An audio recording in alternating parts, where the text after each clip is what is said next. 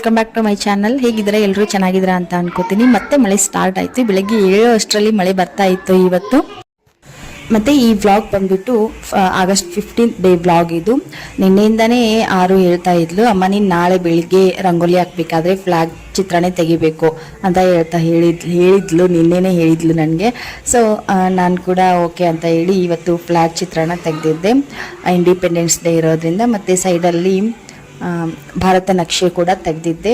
ನೋಡಿ ಯಾವ ರೀತಿ ಬಂದಿದೆ ಚಿತ್ರ ಅಂತ ಹೇಳಿ ನೋಡಿ ಕಾಮೆಂಟ್ ಮಾಡಿ ನನಗೆ ಚೆನ್ನಾಗಿದೆಯಾ ಇಲ್ವಾ ಅಂತ ಹೇಳಿ. ಮಕ್ಕಳು ಈ ರೀತಿ ಸಣ್ಣ ಪುಟ್ಟ ಆಸೆನ ನೆರವೇರಿಸ್ತಾ ಇದ್ದರೆ ಅವ್ರಿಗೂ ಒಂದು ರೀತಿ ಮೋಟಿವೇಶನ್ ಸಿಕ್ಕಾಗುತ್ತೆ. ಅವರು ಕೂಡ ಕಲಿಯೋದಕ್ಕೆ ಸ್ಟಾರ್ಟ್ ಮಾಡ್ತಾರೆ. ಅವರು ಕೂಡ ನಾನು ಮಾಡಬೇಕು ಅನ್ನೋವಂಥ ಒಂದು ಛಲ ಅವರಲ್ಲಿ ಬರುತ್ತೆ. ಸೊ ಈ ರೀತಿ ಇವತ್ತಿನ ರಂಗೋಲಿ ಇತ್ತು. ಮತ್ತು ಇವತ್ತು ಟಿಫನ್ಗೆ ನಾನು ಬ್ರೆಡ್ ರೋಲ್ನ ಮಾಡ್ತಾ ಇದ್ದೀನಿ. ಸಿಂಪಲ್ಲಾಗಿ ಬೆಳಗ್ಗೆ ಬೇಗ ಹೋಗ್ತಾಯಿದ್ರು ಮನೆಯಲ್ಲಿ, ಮಕ್ಕಳನ್ನ ಕರ್ಕೊಂಡು ಹೋಗ್ತಾಯಿದ್ರು. ನನ್ನ ಹಸ್ಬೆಂಡು ಕೂಡ ಫ್ಯಾಕ್ಟ್ರಿಗೆ ಮಕ್ಕಳನ್ನ ಕರ್ಕೊಂಡು ಹೋಗಬೇಕು ಅಂತ ಹೇಳಿದ್ರು. ಸೊ ಅದಕ್ಕೋಸ್ಕರನೇ ಸ್ವಲ್ಪ ಬೇಗ ಟಿಫನ್ನ ಮಾಡಬೇಕು ಅಂತ ಹೇಳಿ ಬ್ರೆಡ್ ರೋಲ್ನ ಮಾಡ್ತಾಯಿದ್ವಿ, ಲೈಟಾಗಿರುತ್ತೆ ಅಂತ ಹೇಳಿ. ಮತ್ತು ನಾನು ಮನಿ ಪ್ಲ್ಯಾಂಟ್ನ ಬೆಳೆಸಿದ್ದೆ ಅಲ್ವಾ ಮನೆಯಲ್ಲಿ. ಸೊ ಆ ಪ್ಲ್ಯಾಂಟು ನಾನು ಒಂದು ಬಾಟಲಲ್ಲಿ ಇಟ್ಟಿದ್ದೆ, ಗ್ಲಾಸ್ ಬಾಟಲಲ್ಲಿ. ಸೊ ಅದರಲ್ಲಿ ಅದು ಬೆಳೀತಾ ರೂಟ್ಸ್ ಎಲ್ಲನೂ ದೊಡ್ಡದಾಗ್ತಾ ಇದೆ. ಸೊ ಹಂಗಾಗಿ ಮನಿ ಪ್ಲ್ಯಾಂಟ್ಗೆ ಸ್ವಲ್ಪ ಗ್ರೋ ಆಗೋದಕ್ಕೆ ಪ್ರಾಬ್ಲಮ್ ಆಗ್ತಾ ಇದೆ ಅಂತ ನನಗನ್ನಿಸ್ತು. ಯಾಕೆ ಅಂತ ಅಂದರೆ ರೂಟ್ಸು ತುಂಬಾ ಉದ್ದ ಬಂದಿದೆ. ಸೊ ಅದು ಚೆನ್ನಾಗಿ ಗ್ರೋ ಆಗ್ತಾ ಇಲ್ಲ. ನೀವು ಅಬ್ಸರ್ವ್ ಮಾಡ್ತಾ ಇರ್ಬೋದು, ಎಲೆಗಳಲ್ಲಿ ಕೂಡ ಅಷ್ಟೇ ಕಲರ್ ಎಲೆಗಳ ಕಲರ್ ಕೂಡ ಯಾವ ರೀತಿ ಚೇಂಜ್ ಆಗ್ತಾ ಇದೆ ಅಂತ ನೋಡ್ತಾ ಇರ್ಬೋದು ನೀವು. ಮೇಲೆ ಬಿಳಿಯಾಗಿ ಚುಕ್ಕೆ ರೀತಿ ಬರ್ತಾ ಇದೆ ಎಲೆಗಳಲ್ಲಿ. ಸೊ ಹಂಗಾಗಿ ಅದು ಚೆನ್ನಾಗಿ ಗ್ರೋ ಆಗ್ತಾ ಇಲ್ಲ ಅಂತ ನನಗನ್ನಿಸ್ತು. ಸೊ ಇದನ್ನು ಚೇಂಜ್ ಮಾಡಬೇಕು, ಅದನ್ನು ಯಾವುದಾದ್ರೂ ಪಾಟ್ಕೊಂಡು ಹಾಕಬೇಕು ಅಂತ ಹೇಳಿ ಒಂದು ಪಾಟ್ಗೆ ನಾನು ಇವಾಗ ಮಣ್ಣಲ್ಲಿ ಹಾಕಿ ಇಟ್ಟಿದ್ದೀನಿ. ಕೆಲವರು ಹೇಳ್ತಾರೆ ಈ ರೀತಿ ಮಣ್ಣಲ್ಲಿ ಹಾಕಿಟ್ರೆ ಗಲೀಜಾಗುತ್ತೆ, ಒಳಗಡೆ ಇರೋದಕ್ಕೆ ಅಷ್ಟೊಂದು ಸೂಕ್ತ ಅಲ್ಲ ಅಂತ ಹೇಳ್ತಾ ಇರ್ತಾರೆ. ಬಟ್ ನಾವು ಕ್ಲೀನ್ ಮಾಡ್ತಾ ಇದ್ದರೆ ಅದು ಗಲೀಜ್ ಅಂತ ಅನಿಸೋದಿಲ್ಲ. ಸ್ವಲ್ಪ ಒಂದೊಂದು ಸಾರಿ ಡ್ರೈ ಆಗೋಕ್ಕೂ ಬಿಡಬೇಕು, ಮತ್ತು ಜಾಸ್ತಿ ನೀರು ಹಾಕೋ ಹೋಗಿಲ್ಲ, ಸ್ಮೆಲ್ಲೆಲ್ಲ ಬರೋ ರೀತಿ. ಮತ್ತು ಪದೇ ಸ್ವಲ್ಪ ನಾವು ಅದನ್ನು ಮೇಂಟೈನ್ ಮಾಡ್ತಾ ಇದ್ದರೆ ಯಾವುದು ಕೂಡ ಗಲೀಜ್ ಆಗೋದಿಲ್ಲ ಅಂತ ನನ್ನ ಅನಿಸಿಕೆ. ಸೊ ನಾನು ಮೇಂಟೈನ್ ಮಾಡ್ತೀನಿ, ಅದಕ್ಕೋಸ್ಕರನೇ ನಾನು ಈ ರೀತಿ ಇವಾಗ ಇಟ್ಟಿದ್ದೀನಿ. ಇನ್ನೂ ಸ್ವಲ್ಪ ಚೆನ್ನಾಗಿ ಗ್ರೋ ಆದರೆ ನಾನು ಮತ್ತೆ ದೊಡ್ಡ ಪಾಟಲ್ಲಿ ಹಾಕಿ ಹೊರಗಡೆ ಔಟ್ಸೈಡ್ ಇಡ್ತೀನಿ. ಮತ್ತು ಬೇರೆ ಒಂದು ಸಣ್ಣದಾಗಿ ಒಂದು ಸ್ವಲ್ಪ ಕಟ್ ಮಾಡ್ಕೊಂಡು ತಂದು ಮನೆ ಒಳಗಡೆ ಬೆಳೆಸ್ಬೋದು. ಇಲ್ಲಿ ನಾನು ಟಿಫನ್ಗೆ ರೆಡಿ ಮಾಡ್ಕೊತಾ ಇದ್ದೀನಿ. ಬ್ರೆಡ್ ರೋಲ್ ಮಾಡೋದಕ್ಕೆ ಬೇಯಿಸ್ಕೊಂಡಿರೋ ಆಲೂಗಡ್ಡೆನ ತಗೊಂಡಿದ್ದೀನಿ. ಈ ಆಲೂಗಡ್ಡೆನ ಚೆನ್ನಾಗಿ ಬೇಯಿಸ್ಕೊಂಡು ಇವಾಗ ಒಂದ್ಸರಿ ಮ್ಯಾಶ್ ಮಾಡ್ಕೊಂಡು ತಗೋತೀನಿ. ಬ್ರೆಡ್ ರೋಲು ಯಾವಾಗಲಾದರೂ ಒಂದ್ಸರಿ ಮಾಡಿಕೊಟ್ರೆ ಮಕ್ಕಳು ಇಷ್ಟಪಟ್ಟು ತಿಂತಾರೆ. ಪದೇ ಮಾಡಿಕೊಟ್ರು ಮಕ್ಕಳು ಇಷ್ಟಪಟ್ಟು ತಿನ್ನೋ ಅಂಥ ಆಹಾರನೇ ಇದು. ಬಟ್ ಜಾಸ್ತಿ ತಿನ್ನಿಸೋದು, ಜಾಸ್ತಿ ಈ ರೀತಿ ಮಾಡಿಕೊಡೋದು ಅಷ್ಟೊಂದು ಆರೋಗ್ಯಕ್ಕೆ ಒಳ್ಳೆಯದಲ್ಲ. ಯಾವಾಗಲಾದರೂ ಒಂಥರ ಬಾಯಿ ರುಚಿಗೆ ಮಕ್ಕಳಿಗೆ ಏನಾದರೂ ಚೇಂಜಸ್ ಇರಲಿ ಅನ್ನೋವಾಗ ಮಾತ್ರ ನಾವು ಈ ರೀತಿ ಬ್ರೆಡ್ ರೋಲ್ನ ಮಾಡಿಕೊಡೋದು ಒಳ್ಳೆಯದು. ಪದೇ ಮಾಡಿಕೊಟ್ರೆ ಅದು ಆರೋಗ್ಯಕ್ಕೂ ಕೂಡ ಅಷ್ಟೊಂದು ಒಳ್ಳೆಯದಲ್ಲ. ಸೊ ಮಾಡೋವಾಗ ಈ ರೀತಿ ಬ್ರೆಡ್ ರೋಲು ಏನಾದರೂ ಸ್ನ್ಯಾಕ್ಸ್ ಮಾಡುವಾಗ ಸ್ವಲ್ಪ ನಾವೇ ಹೆಲ್ದಿಯಾಗಿರೋ ರೀತಿ ಮಾಡಬೇಕು ಅಷ್ಟೇ. ಇವಾಗ ಆಲೂಗಡ್ಡೆನ ಮ್ಯಾಶ್ ಮಾಡಿಕೊಂಡು ಕ್ಯಾಪ್ಸಿಕಮ್ಮು, ಆಮೇಲೆ ಸಣ್ಣದಾಗಿ ಕಟ್ ಮಾಡ್ಕೊಂಡಿರುವಂಥ ಈರುಳ್ಳಿ, ಆಮೇಲೆ ಕೊತ್ತಂಬರಿ ಸೊಪ್ಪು, ಟರ್ಮರಿಕ್ ಪೌಡ್ರು, ಮತ್ತು ಅಚ್ಚ ಖಾರದ ಪೌಡ್ರು, ಧನಿಯಾ ಪೌಡ್ರು, ಗರಂ ಮಸಾಲ, ಈ ರೀತಿ ಎಲ್ಲನೂ ಹಾಕಿ ಚೆನ್ನಾಗಿ ಮಿಕ್ಸ್ ಮಾಡ್ಕೊತೀನಿ. ಕ್ಯಾಪ್ಸಿಕಮ್ಮು ಸಣ್ಣದಾಗಿ ಉದ್ದಕ್ಕೆ ಕಟ್ ಮಾಡಿ ತೊಗೊಂಡಿದ್ದೀನಿ ನಾನಿಲ್ಲಿ. ಎಲ್ಲನೂ ಹಾಕಿ ಚೆನ್ನಾಗಿ ಒಂದ್ಸಾರಿ ಕೈಯಿಂದ ಮಿಕ್ಸ್ ಮಾಡ್ಕೋಬೇಕು. ಸ್ವಲ್ಪ ರುಚಿಗೆ ತಕ್ಕಷ್ಟು ಉಪ್ಪನ್ನು ಕೂಡ ಸೇರಿಸ್ಕೊಂಡಿದ್ದೀನಿ. ಇದಕ್ಕೆ ಯಾವುದೇ ರೀತಿ ಬೇಕಿಂಗ್ ಸೋಡಾ ಆಗಿರ್ಬೋದು, ಆಮೇಲೆ ಏನೋ ಆಗಿರ್ಬೋದು, ಯಾವುದನ್ನು ಹಾಕೋ ಅವಶ್ಯಕತೆ ಇಲ್ಲ. ಚೆನ್ನಾಗಿ ನಾವು ಒಂದ್ಸಾರಿ ಮಿಕ್ಸ್ ಮಾಡಿಕೊಂಡು ಈ ರೀತಿ ರೋಲ್ ರೀತಿ ನಾವು ಮಾಡ್ಕೋಬೇಕು. ಸೊ ಅದಕ್ಕೋಸ್ಕರನೇ ಆಲೂಗೆಡ್ಡೆನ ನಾವು ಮ್ಯಾಶ್ ಮಾಡ್ಕೋಬೇಕಾದ್ರೆ ಚೆನ್ನಾಗಿ ಸ್ಮೂತಾಗಿ ನಾವು ಮ್ಯಾಶ್ ಮಾಡ್ಕೋಬೇಕಾಗುತ್ತೆ, ಫೈನಾಗಿ ಮ್ಯಾಶ್ ಮಾಡ್ಕೋಬೇಕಾಗುತ್ತೆ. ಸೊ ಈ ರೀತಿ ಪುಟ್ಟದಾಗಿ ನಿಮ್ಗೆ ಯಾವ ಸೈಜಲ್ಲಿ ಬೇಕೋ ಆ ಸೈಜಲ್ಲಿ ನಾವು ಇದನ್ನು ರೋಲ್ ಮಾಡಿಕೊಂಡು ಈ ರೀತಿ ತಗೊಂಡಿದ್ದೀನಿ ಇವಾಗ. ಮತ್ತು ಬ್ರೆಡ್ನ ಕೂಡ ತಗೊಂಡಿದ್ದೀನಿ. ನಿಮ್ಮ ಮನೆಯಲ್ಲಿ ಎಷ್ಟು ಜನ ಇರ್ತಾರೆ, ನೀವು ಎಷ್ಟು ಮಾಡ್ತೀರಾ, ನಿಮ್ಮ ಕ್ವಾಂಟಿಟಿ ನೋಡಿಕೊಂಡು ಬ್ರೆಡ್ನ ತಗೊಳ್ಳಿ. ನಾನು ಒಂದು 3-4 ಮಾಡ್ತೀನಿ. ಸೊ ಒಂದು 4 ಬ್ರೆಡ್ನ ತಗೊಂಡು ಸೈಡಲ್ಲಿರೋ ಎಡ್ಜಸ್ ಎಲ್ಲನೂ ಕಟ್ ಮಾಡ್ಕೊಂಡು ತಗೋತಾ ಇದ್ದೀನಿ ಇವಾಗ. ಮತ್ತು ಬ್ರೆಡ್ನ ಆದಷ್ಟು ಫ್ರೆಶ್ ಆಗಿರೋ ಬ್ರೆಡ್ನ ತಗೊಳ್ಳೋದು ಒಳ್ಳೆಯದು. ಯಾಕೆಂತಂದರೆ ನಾವು ಫ್ರಿಜ್ಜಲ್ಲಿಟ್ಟಿರೋ ಬ್ರೆಡ್ನ ತಗೊಂಡ್ರೆ ಅದು ಆಗಿರುತ್ತೆ. ಫ್ರಿಜ್ಜಲ್ಲಿ ಇಡಬೇಕಾದ್ರೆ ಸ್ವಲ್ಪ ಆಗಿರುತ್ತೆ ಅಲ್ವಾ. ಸೊ ಅದಕ್ಕೋಸ್ಕರನೇ ಫ್ರೆಶ್ ಬ್ರೆಡ್ನ ತಗೊಂಡ್ರೆ, ಇಲ್ಲಪ್ಪ ನಮಗೆ ಫ್ರೆಶ್ ಇಲ್ಲ, ನಮಗೆ ಮನೆಯಲ್ಲೇ ಇರೋದಿದೆ ಬ್ರೆಡ್ ಅನ್ನೋದಾದರೆ ನೀವು ಅದನ್ನ ಓಪನ್ ಮಾಡಿ ಫ್ರಿಜ್ಜಿಂದ ಹೊರಗಡೆ ತೆಗೆದು ಒಂದು ಗಂಟೆ ಆದರೂ ಹೊರಗಡೆ ಇಟ್ಟು ಆಮೇಲೆ ನೀವು ಯೂಸ್ ಮಾಡಿದ್ರೆ ಒಳ್ಳೆಯದು. ಸೊ ಫ್ರಿಜ್ಜಲ್ಲಿ ಇಟ್ಟಿದ್ದನ್ನ ಆವಾಗಲೇ ತೆಗೆದು ತಕ್ಷಣನೇ ನಾವು ಮಾಡೋಕ್ಕೆ ಹೋದರೆ ಬಿಟ್ಕೊಳ್ಳುತ್ತೆ. ರೋಲ್ ಮಾಡಬೇಕಾದ್ರೆ ಅದು ಮುರಿಯೋ ಚಾನ್ಸಸ್ ಇರುತ್ತೆ ಬ್ರೆಡ್. ಸೊ ಅದಕ್ಕೋಸ್ಕರನೇ ಫ್ರೆಶ್ ಆಗಿರೋ ಸಾಫ್ಟ್ ಆಗಿರೋ ಬ್ರೆಡ್ನ ತಗೊಂಡು ಈ ರೀತಿ ಒಂದ್ಸಾರಿ ಲಟ್ಟಣಿಗೆಯಲ್ಲಿ ಎಲ್ಲ ಬ್ರೆಡ್ನು ಲಟ್ಟಿಸ್ಕೋಬೇಕು. ಚೆನ್ನಾಗಿ ಸ್ವಲ್ಪ ಸಾಫ್ಟ್ ಆಗೋ ರೀತಿ ಹಿಟ್ಟಿನ ಹದಕ್ಕೆ ಬರಬೇಕು ಅದು ಬ್ರೆಡ್ಡು. ಸೊ ಅದಕ್ಕೋಸ್ಕರನೇ ಹೇಳ್ತಾ ಇದ್ದೀನಿ, ಸಾಫ್ಟಾಗಿ ಲಟ್ಟಿಸ್ಕೊಂಡು ಇವಾಗ ನಾನು ಅದಕ್ಕೆ ಮೊನ್ನೆ ನಾವು ಬರ್ಗರ್ನ ತರಿಸಿದಾಗ ಅದರಲ್ಲಿ ಮೇಯೋ ಕೊಟ್ಟಿದ್ರು ಬರ್ಗರಲ್ಲಿ. ಸೊ ಪ್ಯಾಕೆಟ್ನ ನಾವು ಹಂಗೆ ಇಟ್ಟಿದ್ವಿ, ನಾವು ತಿಂದಿರಲಿಲ್ಲ. ಸೊ ಅದನ್ನು ಈ ರೀತಿ ಆದರೂ ಯೂಸ್ ಮಾಡೋಣ, ವೇಸ್ಟ್ ಯಾಕೆ ಮಾಡೋದು ಅಂತ ಹೇಳಿ ಅವ್ರು ಕೊಟ್ಟಿರುವಂಥ ರೆಡ್ ಮೇಯೋ ಇದು, ಅದನ್ನು ಎಲ್ಲ ಬ್ರೆಡ್ಗೂ ಅಪ್ಲೈ ಮಾಡ್ತಾ ಇದ್ದೀನಿ. ನಿಮ್ಮ ಹತ್ರ ಮೇಯೋ ಇಲ್ಲದೆ ಹೋದರೆ ತಲೆ ಕೆಡ್ಸ್ಕೊಳಕ್ಕೆ ಹೋಗ್ಬಿಡಿ, ಇದು ಆಪ್ಷನಲ್ಲು, ಬೇಕೇ ಬೇಕು ಅಂತ ಏನಿಲ್ಲ. ಸ್ವಲ್ಪ ಸಾಸ್ನ ನೀವು ಮನೇಲಿ ಸಾಸ್ ಇರುತ್ತೆ ಅಥವಾ ಫ್ರೂಟ್ ಕೆಚಪ್ ಇರುತ್ತೆ, ಫ್ರೂಟ್ಸ್ದು ಟೊಮೆಟೊ ಕೆಚಪ್ಪು ಅಥವಾ ಎಲ್ಲ ಫ್ರೂಟ್ಸ್ದು ಕೆಚಪ್ ಇರುತ್ತೆ. ಮಕ್ಕಳಿರೋ ಮನೆಯಲ್ಲಿ ಈ ಥರದೆಲ್ಲ ತಂದು ಇಟ್ಟಿರ್ತೀರ ಕಾಮನ್ ಆಗಿ. ಸೊ ಅದು ಏನಿರುತ್ತೋ ಮನೆಯಲ್ಲಿ ಈ ರೀತಿ ಬ್ರೆಡ್ಗೆ ಮೇಲ್ಗಡೆಯಿಂದ ಚೆನ್ನಾಗಿ ಅಪ್ಲೈ ಮಾಡ್ಕೋಬೇಕು. ಎಲ್ಲ ಬ್ರೆಡ್ಗೂ ಬ್ರೆಡ್ ಫುಲ್ ಎಲ್ಲಾನು ಈ ರೀತಿ ಅಪ್ಲೈ ಮಾಡ್ಕೋಬೇಕಾಗತ್ತೆ. ಯಾವುದು ಇಲ್ಲಪ್ಪ ಅನ್ನೋದಾದರೆ ಬೇಡ, ಏನೂ ಅವಶ್ಯಕತೆ ಇಲ್ಲ.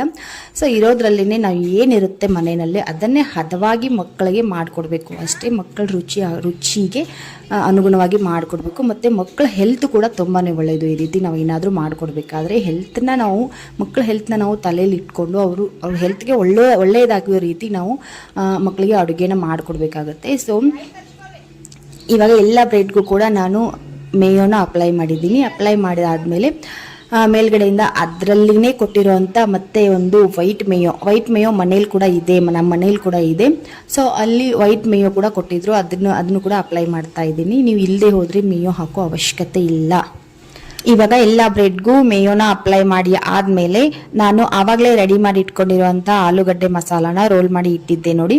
ಆ ರೋಲ್ನ ಇವಾಗ ಒಂದೊಂದೇ ಬ್ರೆಡ್ ಮೇಲೆ ಹಾಕಿ ಬ್ರೆಡ್ನ ರೋಲ್ ಮಾಡಬೇಕು. ಅದೇ ರೀತಿ ನಾವು ಮತ್ತೆ ಬ್ರೆಡ್ನ ರೋಲ್ ಮಾಡಬೇಕು. ಸೊ ರೋಲ್ ಮಾಡಿ ಒಂದೊಂದಾಗಿ ನಾವು ಮಸಾಲಾನೆ ಹಾಕಿ ಒಂದೊಂದಾಗಿ ಬ್ರೆಡ್ನ ರೋಲ್ ಮಾಡ್ಕೋಬೇಕು. ನಾನು ನಿಮ್ಗೆ ಆವಾಗಲೇ ಹೇಳಿದ್ದೆ ಅಲ್ವಾ, ಬ್ರೆಡ್ಡು ಬಿಟ್ಕೊಳ್ಳೋ ಚಾನ್ಸಸ್ ಇರುತ್ತೆ ಅಂತ ಹೇಳಿ. ಸೊ ಇವಾಗ ನೀವು ನೋಡ್ತಾ ಇರ್ಬೋದು, ನಾನು ಅಷ್ಟೊಂದು ಕೇರ್ಫುಲ್ಲಾಗಿ ಮಾಡಿದ್ರು ಕೂಡ ಬ್ರೆಡ್ ಸ್ವಲ್ಪ ಮುರ್ಕೊಂಡಿದೆ. ಸೊ ಅದಕ್ಕೆ ಹೇಳ್ತಾ ಇರೋದು. ಮತ್ತು ಆಲೂಗಡ್ಡೆ ರೋಲ್ನ ಸ್ವಲ್ಪ ಸಣ್ಣ ಪ್ರಮಾಣದಲ್ಲಿ ಚಿಕ್ಕ ಸೈಜಾಗಿ ಮಾಡಿಕೊಂಡ್ರೆ ತುಂಬಾ ಒಳ್ಳೆಯದು.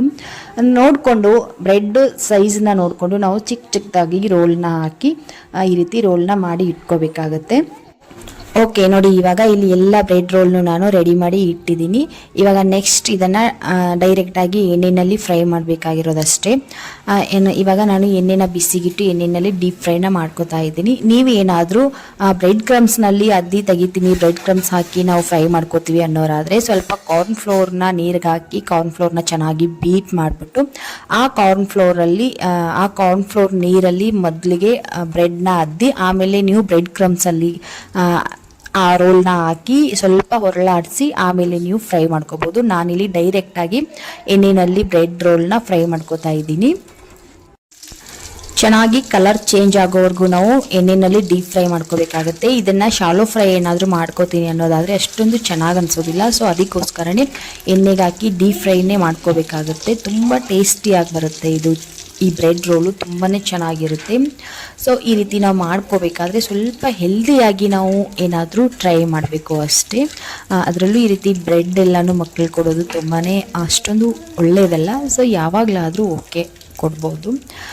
ಸೊ ಇವಾಗ ಒಂದೊಂದಾಗಿ ನಾನು ಫ್ರೈ ಮಾಡ್ಕೊಂಡು ತಗೋತಾ ಇದ್ದೀನಿ. ನೀವು ನೋಡ್ತಾ ಇರ್ಬೋದು ಎಷ್ಟು ಚೆನ್ನಾಗಿ ಕಲರ್ ಬಂದಿದೆ ಅಂತ ಹೇಳಿ ಬ್ರೆಡ್ ರೋಲ್ದು. ಈ ರೀತಿ ಚೆನ್ನಾಗಿ ಕಲರ್ ಬರೋವರೆಗೂ ನಾವು ಎಣ್ಣೆಯಲ್ಲಿ ಡೀಪ್ ಫ್ರೈ ಮಾಡ್ಕೋಬೇಕಾಗತ್ತೆ. 4 ಬ್ರೆಡ್ ರೋಲ್ನ ಮಾಡಿದ್ದೆ ನಾನು. ನಮ್ಮ ಮನೇಲಿ 4 ಜನ ಇರೋದ್ರಿಂದ 4 ಜನಕ್ಕೆ ಒಂದೊಂದಾದರೆ ಸಾಕು. ಮತ್ತು ನಾನು ಪುಳಿಯೋಗರೆ ಕೂಡ ಮಾಡಿದ್ದೆ.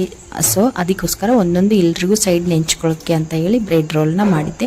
ಆ ರೆಸಿಪಿನ ನಾನಿವಾಗ ಶೇರ್ ಮಾಡಿದೆ ನಿಮ್ಮ ಜೊತೆಗೆ. ಪುಳಿಯೋಗರೆ ರೆಸಿಪಿ ಎಲ್ರಿಗೂ ಗೊತ್ತೇ ಇರುತ್ತೆ. ಸೊ ಅದಕ್ಕೋಸ್ಕರ ಬ್ರೆಡ್ ರೋಲ್ ರೆಸಿಪಿನ ಮಾತ್ರ ಇವತ್ತು ನಾನು ನಿಮ್ಮ ಜೊತೆಗೆ ಹಂಚ್ಕೊಂಡಿದ್ದೀನಿ. ಸೊ ನಿಮಗೂ ಕೂಡ ಈ ಬ್ರೆಡ್ ರೋಲ್ ರೆಸಿಪಿ ಇಷ್ಟ ಆದರೆ ನೀವು ಕೂಡ ಮನೆಯಲ್ಲಿ ಒಂದು ಸಾರಿ ಟ್ರೈ ಮಾಡಿ ನೋಡಿ, ತುಂಬ ಚೆನ್ನಾಗಿ ಬರುತ್ತೆ. ಮನೆಯಲ್ಲಿ ಮಕ್ಕಳೇನಾದರೂ ಇದ್ದರೆ ಮಕ್ಕಳಂತೂ ತುಂಬಾ ಇಷ್ಟಪಟ್ಟು ತಿಂತಾರೆ. ಆದಷ್ಟು ಈವ್ನಿಂಗ್ ಸ್ನ್ಯಾಕ್ಸ್ಗೆ ಇದು ಬೆಸ್ಟ್ ಅಂತಲೇ ಹೇಳ್ಬೋದು. ನಾನು ಮನೆಯಲ್ಲಿ ಇರೋದ್ರಿಂದ ಇವತ್ತು ಇರಲಿ ಮಾಡೋಣ ಅಂತ ಹೇಳಿ ಬೆಳಿಗ್ಗೆನೇ ಮಾಡ್ಕೊಂಡಿದ್ದೀನಿ. ಈವ್ನಿಂಗ್ ಸ್ನ್ಯಾಕ್ಸ್ ಆದರೆ ತುಂಬಾ ಚೆನ್ನಾಗಿರುತ್ತೆ. ಮೇಲ್ಗಡೆಯಿಂದ ಕ್ರಿಸ್ಪಿಯಾಗಿ ಒಳಗಡೆ ಆಲೂಗಡ್ಡೆ ಮಸಾಲೆ ಎಲ್ಲ ಹಾಕಿರ್ತೀವಲ್ವ, ಸಾಫ್ಟಾಗಿ ತುಂಬ ಚೆನ್ನಾಗಿರುತ್ತೆ. ಸೊ ಎಲ್ಲರದು ಟಿಫನ್ ಎಲ್ಲನೂ ಆಯಿತು. ನನ್ನ ಹಸ್ಬೆಂಡ್ ಕೂಡ ಮಕ್ಕಳನ್ನ ಕರ್ಕೊಂಡು ಫ್ಯಾಕ್ಟ್ರಿಗೆ ಹೋದರು. ಸೊ ನಮ್ಮ ಮನೆ ಮುಂದ್ಗಡೆನೇ ಈ ರೀತಿ ಒಂದು ಸ್ಕೂಲ್ ಮಕ್ಕಳೆಲ್ಲನೂ ರ್ಯಾಲಿ ಹೋಗ್ತಾ ಇದ್ರು.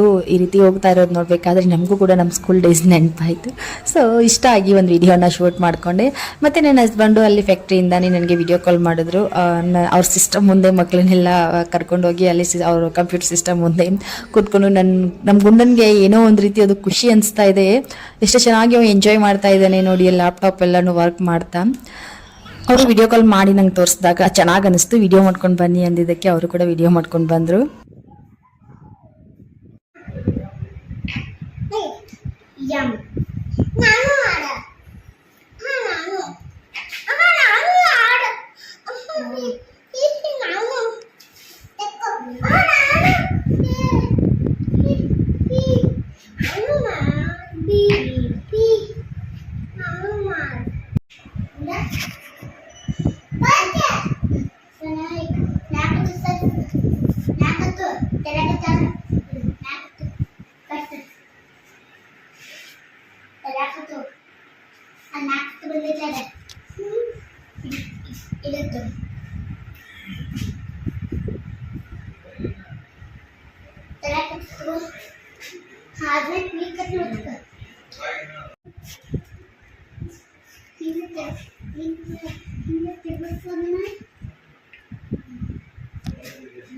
ಸೊ ಫ್ಯಾಕ್ಟ್ರಿನಲ್ಲಿ ಧ್ವಜಾರೋಹಣ ಎಲ್ಲನೂ ಮುಗಿಸ್ಕೊಂಡು ಸ್ವಲ್ಪ ಹೊತ್ತು ಅಲ್ಲೇ ಟೈಮ್ನ ಸ್ಪೆಂಡ್ ಮಾಡಿ ಮಧ್ಯಾಹ್ನ ಟೈಮೇ ಅವರು ಅರುಣ ಗುಡ್ಡನ್ನ ಕರ್ಕೊಂಡು ನನ್ನ ಹಸ್ಬೆಂಡ್ ಮನೆಗೆ ಬಂದರು. ಅವ್ರು ಬರೋ ಅಷ್ಟರಲ್ಲಿ ನಾನು ಕೂಡ ಮನೇಲಿರೋ ಎಲ್ಲ ಕೆಲಸನೂ ಮುಗಿಸ್ಕೊಂಡಿದ್ದೆ, ಅಡುಗೆನೂ ಕೂಡ ಮಾಡ್ಕೊಂಡಿದ್ದೆ, ಮತ್ತು ಮನೇಲಿರೋ ಎಲ್ಲ ಬಾಕಿ ಕೆಲಸನೂ ಮುಗಿಸ್ಕೊಂಡಿದ್ದೆ. ಮಕ್ಕಳು ಮನೇಲಿ ಇಲ್ಲದೆ ಇರಬೇಕಾದ್ರೆ ಏನು ಕೆಲಸ ಇರೋದಿಲ್ಲ, ಬೇಗ ಬೇಗ ಕೆಲಸ ಆಗುತ್ತೆ. ಮಕ್ಕಳೆಲ್ಲನೂ ಮನೇಲಿ ಇದ್ದಾಗಲೇ ಸ್ವಲ್ಪ ಕೆಲಸ ಲೇಟ್ ಆಗಕ್ಕೆ ಸ್ಟಾರ್ಟ್ ಆಗುತ್ತೆ. ಸೊ ಇವಾಗ ಒಂದು ಎರಡು ಅವರಲ್ಲಿ ನಾನು ಮನೆ ಕೆಲಸ ಮತ್ತು ಅಡುಗೆ ಕೆಲಸ ಎಲ್ಲನೂ ಮುಗಿಸ್ಕೊಂಡಿದ್ದೆ. ಅವ್ರು ಬರೋ ಅಷ್ಟರಲ್ಲಿ ಮನೆಯೆಲ್ಲನೂ ಕ್ಲೀನ್ ಮಾಡಿ ಇಟ್ಟು ಮತ್ತು ಅಡುಗೆನೂ ಕೂಡ ಮಾಡ್ಕೊಂಡಿದ್ದೆ ನಾನು.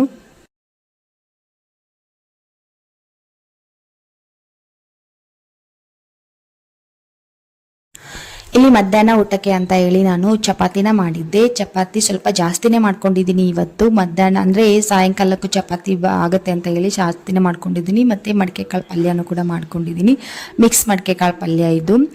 ಸೊ ಮೊಳಕೆ ಕಟ್ಟಿರೋಂಥ ಕಾಳಿನ ಪಲ್ಯ ಮತ್ತು ಅನ್ನ ಮತ್ತು ಸಾಂಬಾರು ಕೂಡ ಮಾಡ್ಕೊಂಡಿದ್ದೀನಿ. ಸೊ ಅವ್ರು ಬರೋ ಅಷ್ಟರಲ್ಲಿ ಇಷ್ಟೊಂದೆಲ್ಲ ಅಡುಗೆನೂ ಮಾಡಿಕೊಂಡೆ. ಮತ್ತು ಸೈಡಲ್ಲಿ ನಾನು ಹಾಗಲಕಾಯಿ ಕೂಡ ಫ್ರೈ ಮಾಡ್ಕೊಂಡಿದ್ದೀನಿ. ಈ ರೀತಿ ಹಾಗಲಕಾಯಿ ಫ್ರೈ ಮಾಡ್ಕೊಳ್ಳೋದು ಮತ್ತು ಎಳೆದಾಗಿರೋ ಮೆಣಸಿನ್ಕಾಯಿ ಫ್ರೈ ಮಾಡೋದು, ಈ ರೀತಿ ಎಲ್ಲ ಸೈಡಲ್ಲಿ ಊಟದ ಜೊತೆಗೆ ನೆಂಚ್ಕೊಳ್ಳೋಕ್ಕೆ ಚೆನ್ನಾಗಿರುತ್ತೆ. ಸೊ ಹಾಗಲಕಾಯಿ ಕೂಡ ಫ್ರೈ ಮಾಡ್ಕೊಂಡಿದ್ದೀನಿ, ಅನ್ನ ಸಾಂಬಾರು ಮಾಡ್ಕೊಂಡಿದ್ದೀನಿ. ಊಟ ಎಲ್ಲ ಮುಗಿಸ್ಕೊಂಡು ಮಧ್ಯಾಹ್ನ ಟೈಮು ಮೊನ್ನೆ ತಂದಿರುವಂಥ ಕರ್ಟನ್ಸ್ನ ವಿಂಡೋಗೆ ಹಾಕಬೇಕು ಅಂತ ಹೇಳಿ ತಗೋತಾ ಇದ್ದೀನಿ. ಇವಾಗಲೇ ಹಸ್ಬೆಂಡ್ ಕೂಡ ಮನೇಲಿ ಇದ್ದಾರೆ, ಅವ್ರ ಕೈಯಿಂದಾನೇ ಹಾಕ್ಸಿದ್ರೆ ಆಯಿತು ಅಂತ ಹೇಳ್ಬಿಟ್ಟು ವಿಂಡೋ ಕರ್ಟನ್ನ ತಗೊಂಡು ಹೋಗ್ತಾ ಇದ್ದೀನಿ. ಎಲ್ಲ ಸ್ಕ್ರೂ ಎಲ್ಲ ಹಾಕೋದಿರುತ್ತೆ ಅಲ್ವಾ, ಸೊ ಹಂಗಾಗಿ ಅವ್ರು ಹಾಕಿದ್ರೇ ಪರ್ಫೆಕ್ಟ್ ಆಗಿರುತ್ತೆ ಅಂತ ಹೇಳಿ ಹಾಕಿಸ್ತಾ ಇದ್ದೀನಿ. ನೋಡಿ ಈ ರೀತಿ ಒಂದು ಪರ್ದೆನ ನಾನು ಹಾಕಿದ್ದೆ ವಿಂಡೋಗೆ.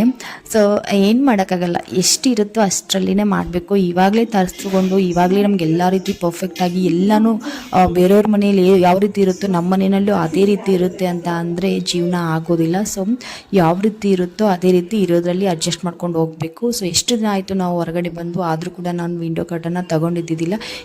ಎರಡು ಡೋರ್ಗೆ ಹಾಕೋ ಕರ್ಟನ್ನ ತರಿಸ್ಕೊಂಡಿದ್ದೆ ಅಷ್ಟೇ ಹೊರತು ವಿಂಡೋ ಕರ್ಟನ್ನ ತರಿಸ್ಕೊಂಡಿರಲಿಲ್ಲ. ಇವಾಗ ನೋಡೋದಕ್ಕೆ ತುಂಬ ಅದು ದೊಡ್ಡದಾಗಿರೋ ವಿಂಡೋಸ್ ಇದೆ ನಮ್ಮ ಮನೇಲಿ, ನಾವು ಬಾಡಿಗೆ ಇರೋ ಮನೆಯಲ್ಲಿ. ಸೊ ಹಂಗಾಗಿ ನಮಗೂ ಕೂಡ ತುಂಬ ಜಾಸ್ತಿ ಬೆಳಕು ಬರ್ತಾ ಇತ್ತು. ಮತ್ತು ನನಗೂ ಕೂಡ ವಿಡಿಯೋ ಮಾಡೋದಕ್ಕೂ ಕೂಡ ಅಷ್ಟೊಂದು ಅನುಕೂಲ ಆಗ್ತಾ ಇರಲಿಲ್ಲ. ಸೊ ಅದಕ್ಕೋಸ್ಕರನೇ ನಾವು ಅಂದ್ಕೊಂಡಿರೋ ರೇಟ್ಗೆ ಮೊನ್ನೆ ಬಾಣ್ಕರಲ್ಲಿ ನಾನು ಕರ್ಟನ್ನ ತೊಗೊಂಡಿದ್ದು. ಸೊ ಅಲ್ಲಿ ಸಿಕ್ತು ಅಂತ ಹೇಳ್ಬಿಟ್ಟು ಅಲ್ಲಿ 3 ಕರ್ಟನ್ನ ಮಾತ್ರ ತೊಗೊಂಡೆ. ನಾನು ಜಾಸ್ತಿನೂ ತೊಗೊಳಕ್ಕೆ ಹೋಗಲಿಲ್ಲ. ನಮ್ಗೆ ಎಷ್ಟು ಬಜೆಟ್ ಇರುತ್ತೋ ಅಷ್ಟಲ್ಲೇ ಜೀವನ ಮಾಡಬೇಕು, ನಾವು ಅಷ್ಟರಲ್ಲೇ ಜೀವನ ಮಾಡಬೇಕು. ಸೊ ಈ ರೀತಿ ಆಯಿತು. ಕರ್ಟನ್ನ ಹಾಕಿದಾಗ ನೋಡಿ, ಕರ್ಟನ್ ಹಾಕಿದಾಗ ಎಷ್ಟು ಚೆನ್ನಾಗಿ ಕಾಣ್ತಾ ಇದೆ ಅಂತ ಹೇಳಿ. ಸೊ ನೋಡೋಕ್ಕೂ ಕೂಡ ಖುಷಿ ಆಯಿತು.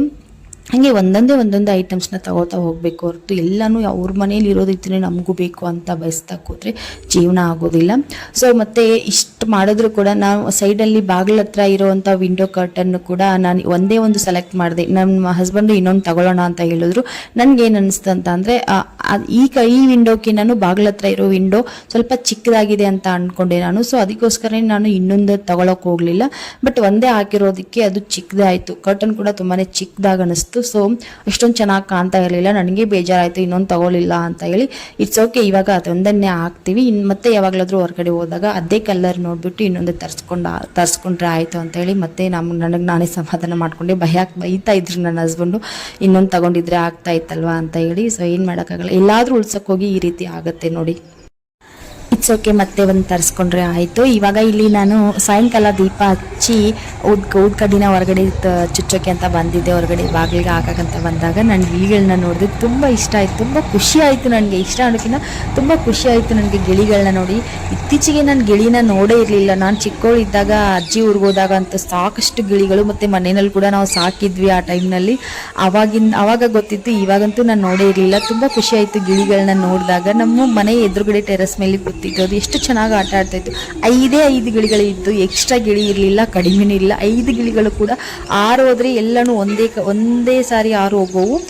ಬಂದು ಕೂತ್ಕೊಂಡ್ರೆ ಎಲ್ಲನೂ ಒಂದೇ ಸಾರಿಗೆ ಬಂದು ಕೂತ್ಕೋತಾ ಇತ್ತು.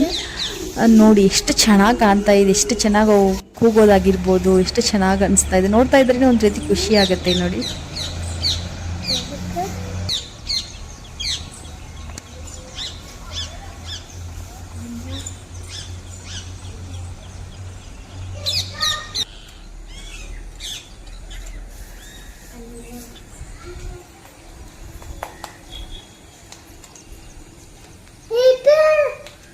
ಸೊ ನೋಡಿದ್ರಲ್ವಾ ಇವತ್ತಿನ ವ್ಲಾಗು. ಐ ಹೋಪ್ ನಿಮಗೆ ವ್ಲಾಗ್ ಇಷ್ಟ ಆಗಿರುತ್ತೆ ಅಂತ ಅನ್ಕೋತೀನಿ. ಇಷ್ಟ ಆದರೆ ಲೈಕ್ ಕೊಟ್ಟು ನಿಮ್ಮ ಅನಿಸಿಕೆನ ಕಾಮೆಂಟ್ ಬಾಕ್ಸಲ್ಲಿ ತಿಳಿಸಿ. ಅದೇ ರೀತಿ ನನ್ನ ಚಾನಲ್ನ ಸಬ್ಸ್ಕ್ರೈಬ್ ಮಾಡಿಕೊಂಡು ನನಗೆ ಸಪೋರ್ಟ್ ಮಾಡಿ. ಮತ್ತೆ ಸಿಗ್ತೀನಿ. ಟೇಕ್ ಕೇರ್, ಬಾಯ್.